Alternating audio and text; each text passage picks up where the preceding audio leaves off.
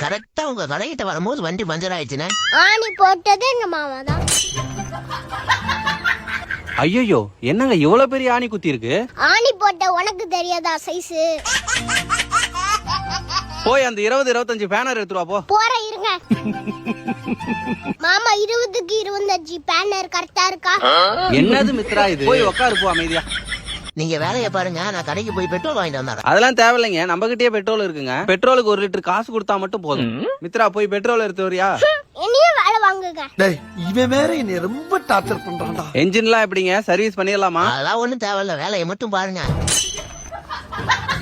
மாமா நேத்து நைட்டு மண்ணெண்ணெய் கலந்து வச்சிருந்தேன், அந்த பெட்ரோலா எடுத்துட்டு வரணும். என்னங்க எனக்கு என்னையா இது? மித்ரா கம்முனு வீட்டுல போய் உட்காரு, விளக்கென்ன. கடையெல்லாம் நம்பி வந்திருக்காங்கன்னா அவங்க தான் விளக்கெண்ணெய். Download ShareChat.